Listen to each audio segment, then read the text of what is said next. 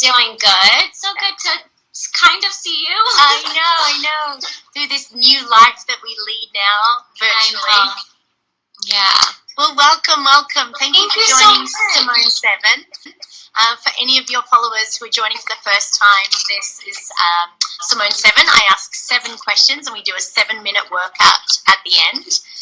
We hope to inspire, connect, and of course have a laugh. And joining me today is the divine and talented Nastia Liukin. Aw, thank you. And you are 5-time Olympic medalist.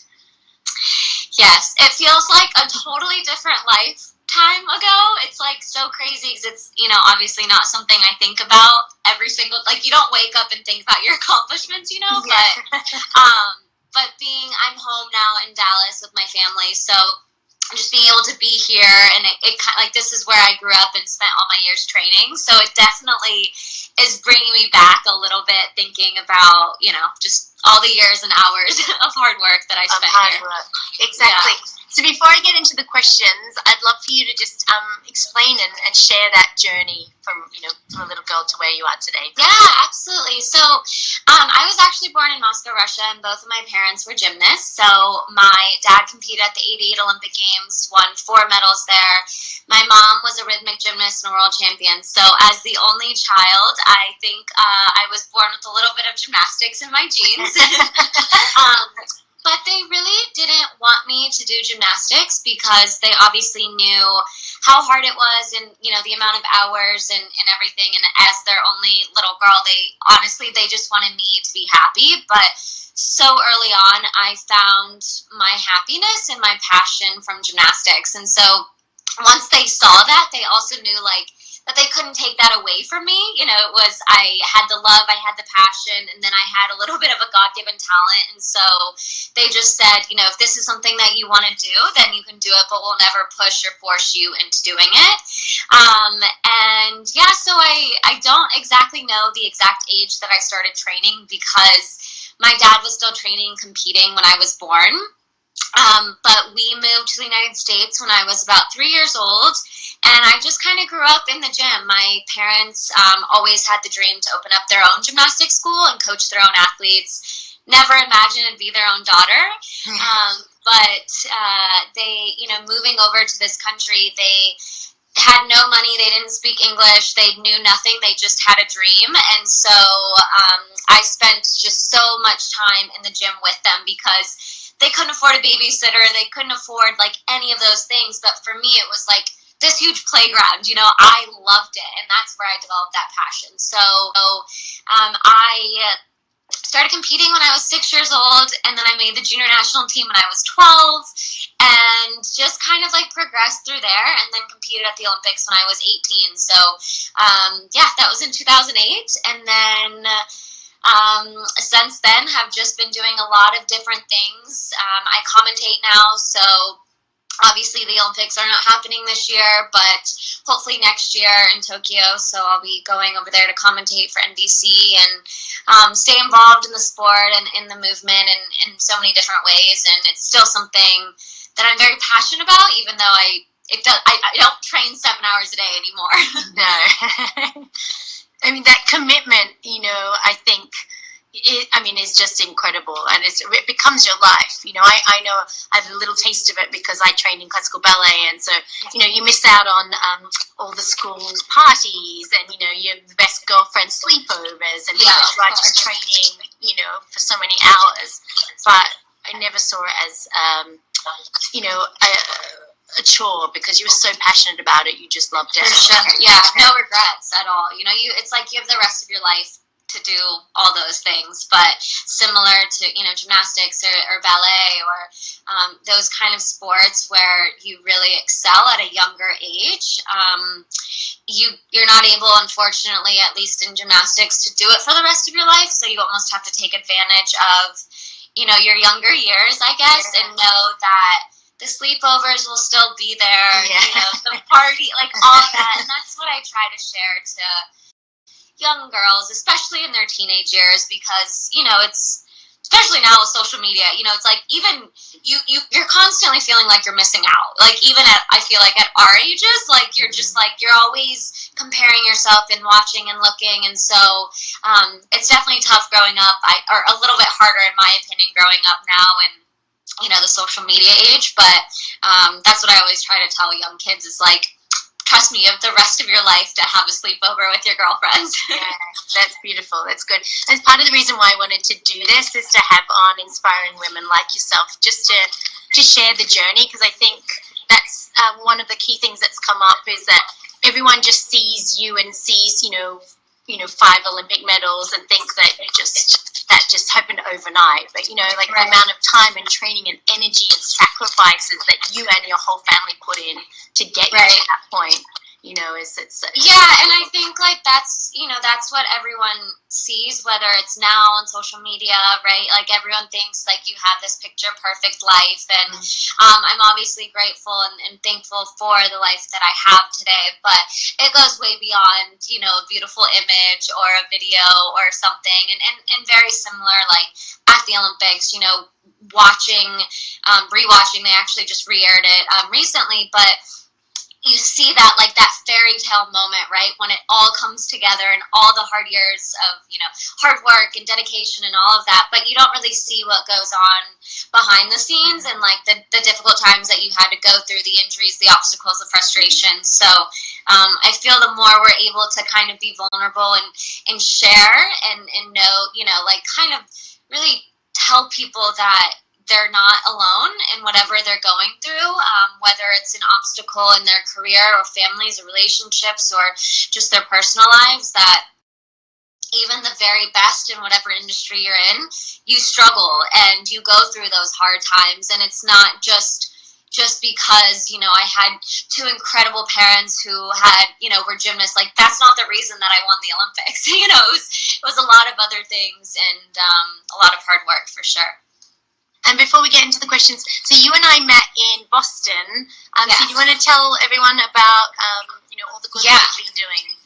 Yeah, so we're actually in the process of a rebranding stage right now. But so I had founded a company called Grandeur, and it really was a community for basically trying to inspire the next generation. Started as with gymnasts and then female athletes, and then just, you know, brought across the board. And the reason kind of was I have been so fortunate, I guess, throughout my career, both in gymnastics and then now, you know, moving into business and different aspects of my life, that I've had so many incredible mentors throughout my whole life. And I think I didn't really realize how fortunate I was, because so many of my biggest heroes in the sport, like, were my parents' friends, you know? And so, like, I would come home one day and I was like, looked on my couch and like my biggest idol was just sitting there. And so I that became like very normal to me to come home and, you know, see these incredible athletes just like socializing and stopping over for a visit. But I obviously know that that's not normal, and so many people don't have that access, you know, to be able to just ask questions. And so I kind of kept putting myself back in, you know, like a 10-year-old Nastia's shoes and thinking like, what I would have like done anything to be able to just spend like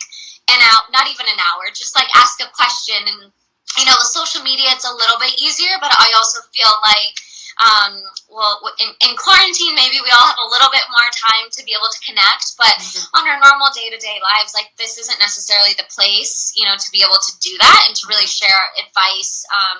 And I know so many people do try to do that, but it's not necessarily the place. So anyway, so it was really just about building this community of like strong women and women that want to help others and empower others to, whether that is to be an Olympian, whether that's, you know, to be a ballerina or a trainer or a lawyer or a doctor, whatever your dreams and your goals are, really trying to just inspire them to be the best versions of themselves, and not necessarily, you know, that's not defined by success. It's not defined by a gold medal or how many Instagram followers you have or status or any of those things. So yeah, right before quarantine basically happened, we started planning our next summit and event, but you know, we're a little bit on hold for that. But yeah, that was something that and I still am super passionate about, so hopefully when this ends we can get back where we left off. Yeah, I loved the day. I thought it was so inspiring, and the group of women that you brought together I kept in contact with a lot of them, and I thought it was just a really special day. So yeah, thank you.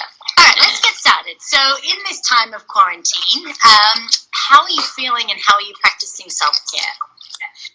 Great question. I feel like I'm definitely an introvert when it comes to just myself.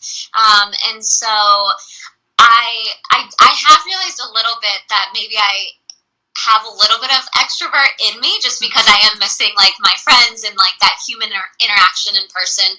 But I have kind of felt like it's been a really great time and place for me to kind of reset a little bit. I feel like I've constantly been go, go, go.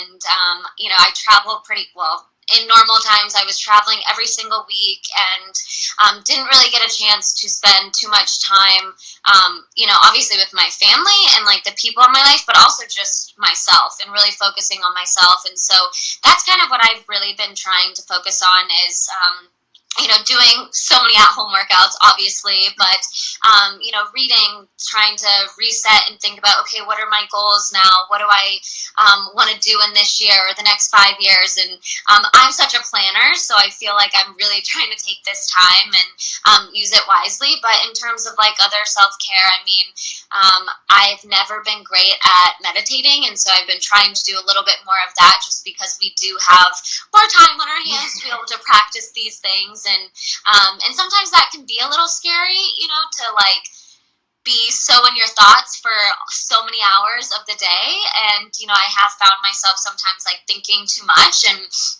when that happens, I just kind of like try to like reset, have some water, go outside. Being in Texas now, and when I was in California earlier, it was like we're so lucky that we have such great weather. So vitamin D has really been helping. But I feel like just taking this time to kind of reflect a little bit, work out, eat well, drink more water, the vitamin, like just really taking time to reset, my body and my mind. Mm-hmm. I guess you answered question 2 as well, which was like, what have you discovered about yourself at the time of stillness? Which is that you're an introvert, which I would never think, just from meeting. I know it's outside. So funny. I feel like I have kind of like 2 sides, and I feel like maybe everybody does a little bit, But when I'm working or I'm just I have to be on, I guess. Like I definitely, I enjoy doing that. I enjoy being around people. But I would definitely say because that is so much of my normal day-to-day life, like I really enjoy my quiet time and just being an introvert. So like when I'm not working or not traveling, I am totally fine just being by myself, sitting at home, with whether it's with my family or literally just by myself. And like, I really appreciate and value that time. So I guess maybe I am a little bit of both, but I would say that, if I had to choose between just staying in or going out, I would always choose staying home and staying in. Yeah. I know I don't need an excuse to keep my pajamas on. Like Same. When it's like 3 p.m. for me, that's it. I'm not leaving the house. Exactly. Yeah. So what does has your health and wellness routine differed at all from what you used to do to what you do now? Yeah, it definitely has. I feel like after I guess retired from gymnastics, I went through like a phase of, because I trained for 7 hours a day, 6 days a week for so many years, I kind of went through this phase of just really not wanting to work out at all. And that it took a little bit of time for me to kind of like refined that motivation and passion of just working out for myself and not just like training for something. That's always what I've been used to doing my whole life. And so I remember like thinking, well, like why should I work out or like I don't have competition coming up, and so I had to refine that love. And I also, it was like hard for me to like work out and like feel better, I would always just be like, oh, I just feel tired after, because like that's how I felt after gymnastics training. Yeah. But I wasn't really even processing my feelings. It was just this immediate reaction that I thought was just like, oh, I just worked out like for 30 minutes, I'm tired now, you know. Yeah. And then I was like, okay, you know, this is like a totally different type of training. And it's like, it's your life training, you know, like you're working out for different reasons now. And so now I love it. But I feel like before this, I always found excuses, I think, because of traveling, because I would, you know, rather spend time with my family or a friend or catch up with somebody or pack for the next trip or, you know, do things that like when I was home, I didn't want to spend, you know, time working out. But now I feel like, because we all are home, and at first these at-home workouts for me were a little bit tough because it was like home for me has always been, and again, I think this is because of my training, but it's always been like my reset, my rest kind of space, my calm space. And so it was hard for me to kind of be like, okay, now I'm going to work out like in my living room or at home, you know, because like this is my space to do other things. And but now I've realized like you can do so much in 20 or 30 minutes, and I feel like it's been so amazing to see how many people are doing at-home workouts, and whether it's on a live or an app or, you know, whatever. And I think I didn't even realize like how many options there were out there, and you would think like as a professional athlete, you know, like you have all the options. So I've just like loved like being like seeing so many people sharing and wanting to do lives and, you know, helping each other out. Like I've loved that like connection that everyone's establishing with each other, I feel, and supporting each other, you know, for no reason except for just wanting to support. So I've loved that. I think what I'll take with me is that, you know, you can find space and you can find time to always do something for yourself. Yeah, for me, exercise has always been dance, and exercise I think is the same thing, but like a creative outlet, but also just a chance to be still and still your mind and your thoughts. Like it's such therapy, and I think thank goodness that people are doing this and are being active, because otherwise you're literally going crazy inside your house. Yeah, for sure. Advocate for people who weren't active before will go, oh, I tried this, it wasn't too bad, and I feel good afterwards, so maybe I'll put this into my lifestyle now. Absolutely. And again, it's like, it's not, you don't have to leave your house to do something to make, you know, your body and mind feel good. Yeah. Although I can't wait till we can open the doors of the studio and like just reconnect with people again and hug people and I know. Yeah. Wait, what motivates you? I would say a few things. I would say the people in my life that are like super close to my heart. So like my family and like significant others have always just like motivated me to just be the best version of myself, and not necessarily like, yes, I, you know, motivated for myself, but also for them in a certain way, and not in the sense of like doing something for others necessarily, but just like being inspired and motivated by, you know, whether it's watching them work hard as well, or trying to, you know, provide some happiness or, you know, something for them. And then I would say my goals. So I've always really been driven by setting a goal for myself. So, you know, growing up, it was always the Olympics. I just found my vision board from before the Olympics here, and it was just so cool being able to kind of revisit that and see, you know, what was on my vision board like over 10 years ago. And so I've actually taken the time while I've been home to kind of recreate my vision board, because I feel like everything has been so like nonstop and on the go that we sometimes don't have, or we think we don't have the time to actually think like, okay, what are my goals? What is it that I want to achieve? What's important to me? Like what do I want to do? And so I've really taken that time especially the last few weeks, and it's been really nice to kind of, again, just like resetting. But I feel like those are kind of the things that motivate me on a day-to-day basis. Yeah. 2 days ago, I was talking with my guest about creative visualization, and obviously a vision board is a huge part of that, so that's what it is. But for those who don't know what it is, a vision board is, like a piece of cardboard or whatever you want to find, and you can cut out things from magazines, right, and paste them on, of like literally looking at these things. So I'm interested, what was your vision board from 10 years ago? What was it? Can you name like one or two things that absolutely. So right when I read the book The Secret, and so that's kind of when I did and actually Oprah had, when she still had her show on, she had like a whole show one day about the book and vision boards and the law of attraction and all of that. And so I remember in between, I had graduated high school the year before the Olympics, so I had just like the year to train, and I had 2 training sessions, so in the middle I would come home and just kind of rest, eat lunch, and recover a little bit. And I remember like just coming home one day, watching and reading like the entire book, and then like that night made a vision board. And around that same time, I would say it was probably 6 months before the Olympics, but they had just released what the Chinese Olympic Committee had just released what the Olympic medals would look like in Beijing. And I remember like seeing them online. And so then all of a sudden I like started thinking, and so I printed off like a gold, silver, and bronze medal, like exactly what they were going to look like. And I put that on my vision board.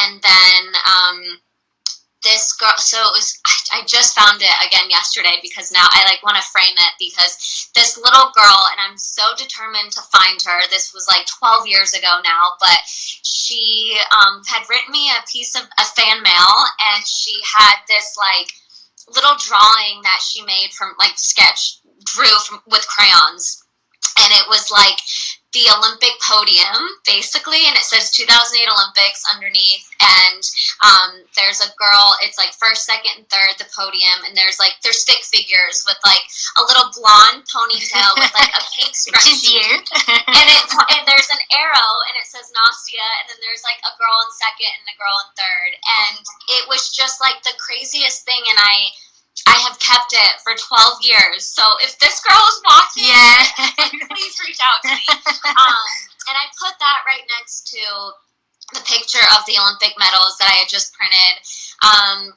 And then my mom saw my vision board, and, growing up, I was just so lucky that, because everyone always asked me, like, because my dad was also my coach, so people always asked if I kind of felt pressure to live up to their expectations, and I truly never did. Like, I always thought it was just the coolest thing that, my parents had won world and Olympic medals, and I just wanted to do the same thing. Like, they were my idols and my heroes. And so I never felt it as pressure. I felt it as motivation. But I also, like, I had never really seen my dad's Olympic medals. Like, they were not displayed. Like, even if you walked into our house here, like, you would never know we lived here. We don't have our accomplishments anywhere. And I feel like that was kind of like a great way, because it wasn't constantly in my face. It's like I knew about it, but it wasn't like a reminder, like, hey, like, we did this, like, you should too. But when my mom saw this, she dug up one of his Olympic gold medals and she hung it on my board. So then when I saw that, it was kind of like, okay, here is this like little drawing from this girl who is like envisioning, what the future is.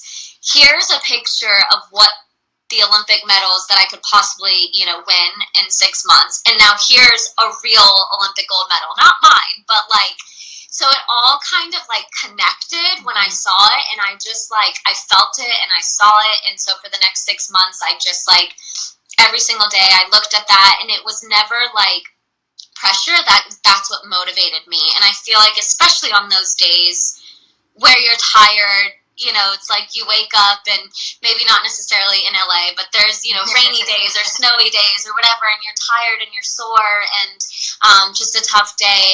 I seeing that board, especially on those days, like, that really motivated me to kind of get up and to kind of keep going, because I knew like that's what my goal was. And then little things like quotes, things from magazines. I had never been to Paris, and like my whole room here is like decorated in Eiffel Towers, like just something that I had always wanted since I was a little girl. So I printed off the Eiffel Tower, and I had a show like a month after the Olympics in France, and then my parents surprised me with, we went to Paris for the day. So it was just like, you know, little things. And yeah, so I've kind of like gone back to that and thought like, okay, if I had this vision board, and if I was able to like achieve those things, like the other things that I want to achieve, you know, seem a little more like attainable, that I could like the Olympic Games are just like, and an Olympic medal can sometimes feel so like far-fetched, like so far away, and so much has to align, and like not just hard work, but you get one opportunity really, you know. And so yeah, so I think like rethinking about all of that, and especially now being, I just turned 30 this last year, so it's kind of been like this big reset in my life of like really trying to figure out what it is that I want to do, and you know, new visions, I guess. So yeah. So that leads into the next question. So going back to your younger self, maybe it was when the vision board, or maybe it was your 20-year-old self, but what would you say to her now as a 30-year-old woman? I would say, and this is something that I'm still kind of learning, I guess, and I would say to slow down and to be a little bit more patient. Patience is something that I've always kind of struggled with, I guess, but slowing down in the sense of like, I remember being 12 and I just wanted to be 13 to be a teenager, and then I wanted to be 16, and then 18, and then 21, and 20, you know, it's like I always tried to rush through things. And even thinking back to the Olympics, like I remember like not necessarily living in the moment, I guess. Like it obviously was a very like stressful month of like training and being there, but I think looking back at it, it happened so fast that yeah, I remember certain things, but I also feel like I just kept wanting it to be like, okay, team finals are over, like now I want it to be all around, and now I want it to be that, and now I just want to go home. In like, so every kind of chapter of my life, I feel like I really wanted it to be like the next thing. And not because like I wasn't happy or content with where I was. I think that's just like my personality of like, okay, what's next? You know, I was like always excited to kind of figure out what would be next. And so I think if anything, this time too has kind of led me to learn to live more in the moment, because we don't know we don't know when this will end. We don't know when things will go back to normal for so many of us, and especially for those like our jobs that are, you know, very interactive with people, and there's just so much uncertainty. So I feel like this has been not only a great reset for me personally, but also just is teaching me really to just be present and be in the moment, and not think too far ahead. Mm-hmm. What does success look like to you? For me, I had, so after the 2008 Olympics, I took a few years off and was traveling and had so many great opportunities that I, you know, was kind of taking advantage of, I guess. And, but I still was I still love gymnastics, and I kind of kept thinking like, okay, I knew that the next Olympics were in London in 2012, and I kind of knew that I would be there in some capacity, whether that was me competing, working, or just sitting in the stands cheering on my teammates. And the thought of sitting there and not trying and thinking what if, like, really gave me fear. And I would say I'm not really like a fearful person, but I think the fear of regret like scared me so much. And so I started training again to try to make my second Olympic team, and it was actually, I made all the way to the Olympic trials that year, and on my best event, the uneven bars, I fell and landed like flat on my face. And I remember laying there on that mat, like literally like that, and thinking like, what am I doing down here? And then immediately thinking, okay, my dreams of making the second Olympic team are over. And then immediately being like embarrassed and mortified because now I was the reigning Olympic all-around champion. I had more eyes on me, more expectations, more pressure. And I just kind of kept thinking like how many people I had disappointed in that moment, and that, you know, when you're the best, you're not supposed to like fail or fall or make mistakes. And so I remember thinking like, okay, well, that's over now. And but then I also remembered like I only had 30 seconds to get back up to finish that routine. And I knew that that routine didn't matter really, because my score didn't matter, how I finished didn't matter in terms of like me making that team, but it mattered for me. And so I got back up, I finished my routine, I landed on my feet. And for the first time in my entire career, I had a standing ovation for the worst routine of my entire life and career. Oh, and I remember in the moment, I was so confused because I thought, like, up until then, my whole life, and this wasn't because anyone told me this or taught me this, it was just something that came from inside, but I always thought that, you know, people were only going to love me or support me or cheer me on if I was the best, if I won a gold medal.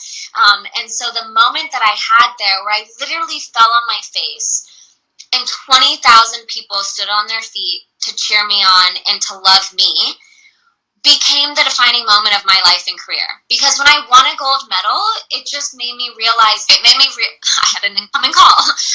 It made me realize that hard work will pay off. You know, if you have a dream and you have a goal and you work super hard, anything is possible. But the moment that I had where I actually fell flat on my face made me realize that we are not defined by a gold medal, a placement. We are not defined by a job title, a salary, any of those things. You know, it's like that is not what success is defined by. And it took me 22 years to kind of figure that out, because when I finally saw 20,000 people on their feet and they still were cheering for me, that was like the moment that I was like, oh, you know, like that's not what life is about. And I think, so I think up until then, I would have said success looked very different to me. That success was making an Olympic team, becoming an Olympic gold medalist, achieving these like dreams that I had. And don't get me wrong, like I'm so proud of the things that I was able to achieve in the sport, but I feel like I always thought that falling or not winning was a failure and that people were going to look at you different. And instead, I really just learned that that was like, that what I learned in that moment, I have taken with me for the rest of my life, you know, and we're all going to have moments, whether we fall literally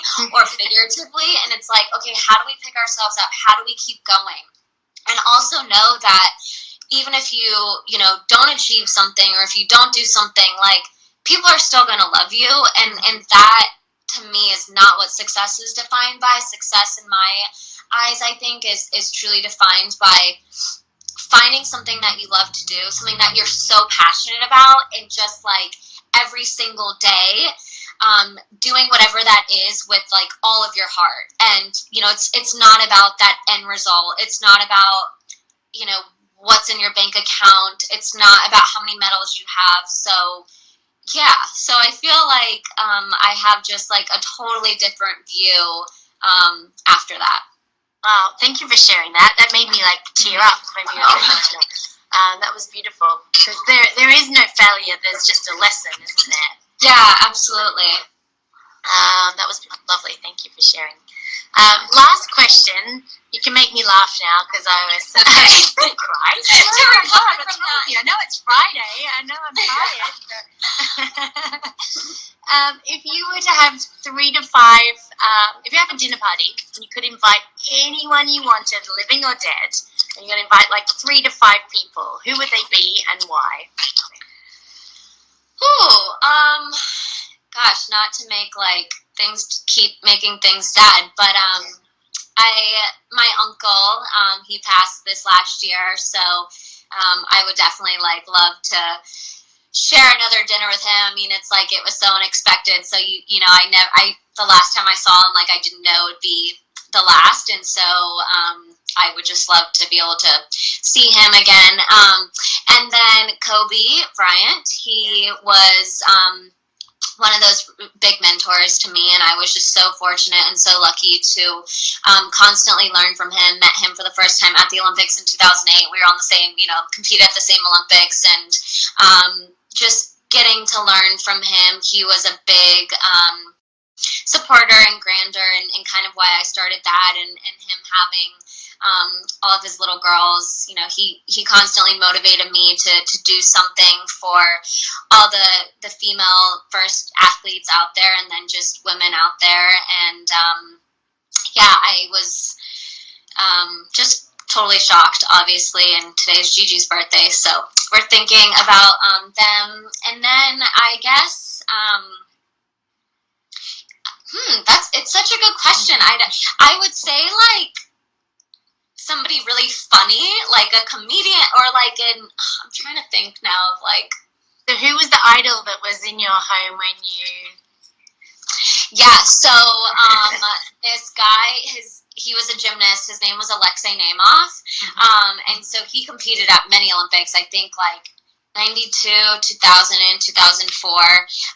Competed for Russia, and I mean, I'm like such good friends with him and his wife now, so it's like so crazy how it's like so full circle. It's like I literally remember, like, I was trying to fall asleep. It was a school night, and I like heard people downstairs, and I like was standing at the top of the stairs and like kind of like creeped over to like see who it was, and he was like sitting there, and I was like, what?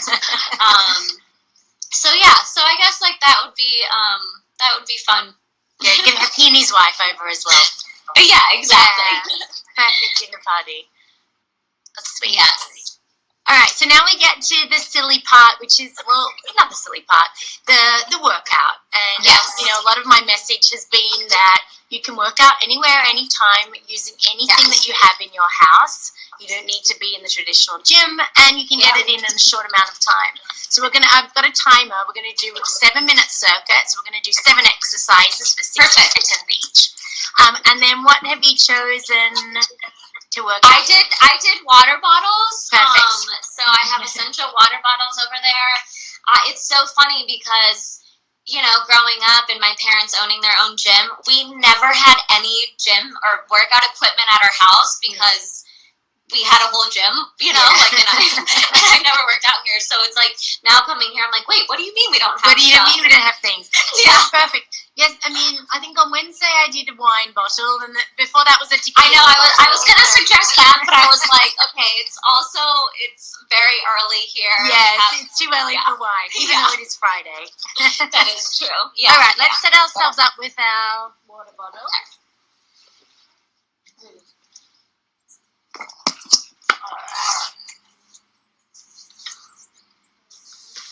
I've got to.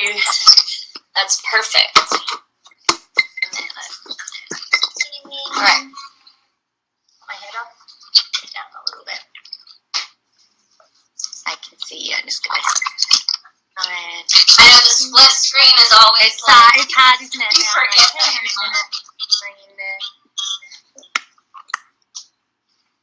I chopped my head off. Oh no. No. Oopsie, I'm destroying the furniture here. Okay, let's just try it there. Okay. Alright, so let's set up, because I've done a lot of these this week, so we're going to start off with rotator cuffs. So you're going to turn them up and open them out here.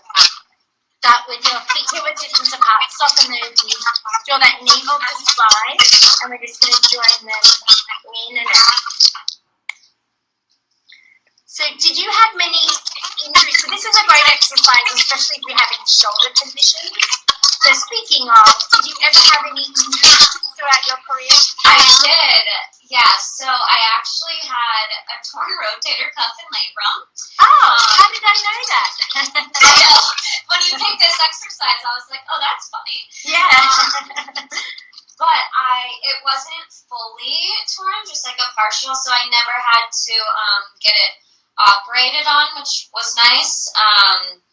It was actually during the my last Olympic trials, and so I didn't compete after that. So it kind of healed itself, I guess, and I also don't do too many things that bother it too much anymore. Yeah.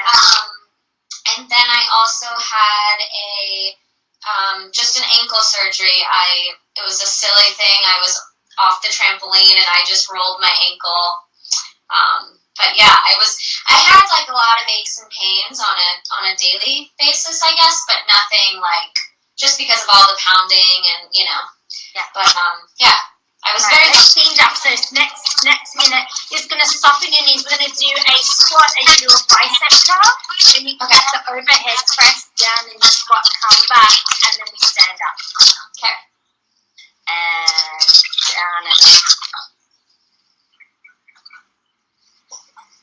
So one thing that interests me is like, because obviously I train a lot every day with clients, and so on my weekends I don't want to really exercise. I want to give my body a rest. Yeah. But I wonder, do you like slip in the backyard? Do you sometimes go, I'm just gonna go and pack this? Like, how do you do that? How do you get your body?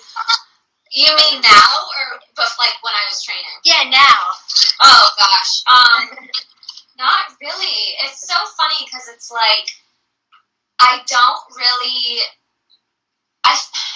Not that I hate saying like I don't miss this sport because I love it so much still. But I don't. Every once in a while I have like an urge to do like one flip just to make sure I can like still do it. Yeah. But I don't really have too many urges. Yeah. All right, let's work that ankle. This is a stability exercise. You're gonna come up, and then as you do your overhead press, you're gonna kick your leg out, so the quad out. You're working your quad on one leg, and the other leg is getting your posterior chain with your hamstring and glute, and we're working our shoulders and chest at the same time. It's a good one for any strained ankles as you're working in that stability and also stretching the tendons, but nice and strong. Yeah, and your hip flexors. I've always had very weak hip flexors. Yeah. Dying, huh? Yeah. Let's do 2 more reps on this side and then we'll swap over. And good work. Good. Just roll those shoulders. We'll swap to the other side. Bring the leg into balance, bring the arms up as you kick the leg out and overhead press. And forces you to use those lower abs as well. Yeah, for balance. Up and down. Is it nice weather in Dallas? Yeah, it's hot. I think tomorrow on Monday it was gonna be like 95. Wow. Yeah. Crazy. Good. 2 more. Up. Good. And last one. Up and down. Good. Let's keep our feet together. Get a little side on. You're gonna bend forward at the waist. Bring your elbows in just a little triceps. In and out. This is where we could do a little sit up the line and then. Yeah. Exactly. This was a few hours later. I'd totally be there with you. Yeah. It's a breakfast cocktail. Yeah. Triceps. So do you normally work out? I mean, I know you have so many clients, but for yourself, you said about 5 days a week? Yeah, and then I try and, maybe go for a walk or do some yoga, something active. But in general, I try to just give my body the rest. Yeah. Good, rest and roll. As people always like, how do you get motivated? I'm like, if I remember this is my job. Yeah. Let's start, we're going to do a little wider shoulder width distance apart. We're going to do a reverse fly. So you can soften those elbows, bring them up and down, and relax that neck. 2.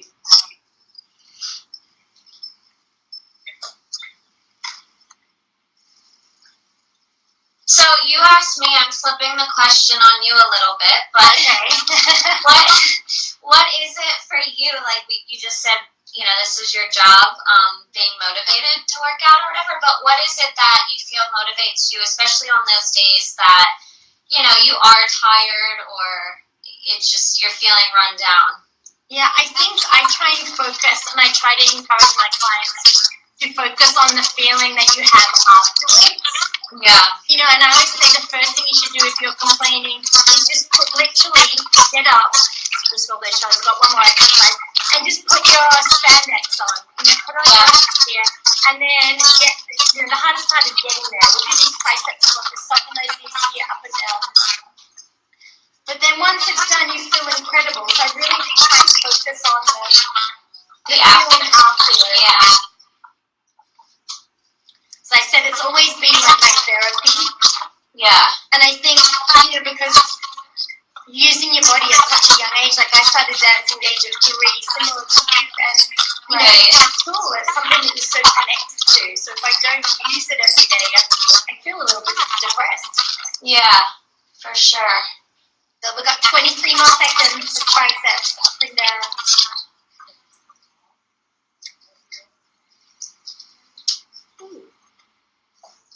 You'd be surprised at these exercises. So I'm doing a Simone 7-minute circuit. You could do these in 3 rounds, 5 rounds, and 7 rounds. You're definitely going to feel the by then. Oh yeah, Down. And rest. Whoa, get out. We did it. So good. Thank you so much for joining Oh my gosh, me. that was so great. Thank you so much. I love what you're doing. This is so great to be able to, you know, not just connect via like working out, but just to be able to share that and hopefully have inspired at least one person to get up and get moving and yeah, go after their dreams and their goals. So thank you. My pleasure. And where can people find you? Yep, so on Instagram, Twitter, Facebook, at Nastia Liukin, and then my website and blog is nastialiukin.com. And look out for Grandeur. Yes, 2.0. Yeah, exactly. Yeah. Thank you so much for joining me. You're very inspirational. I'm ready to start my day now. So thank you so much. Have a great day. Have a good You too. weekend. Take care. Bye-bye.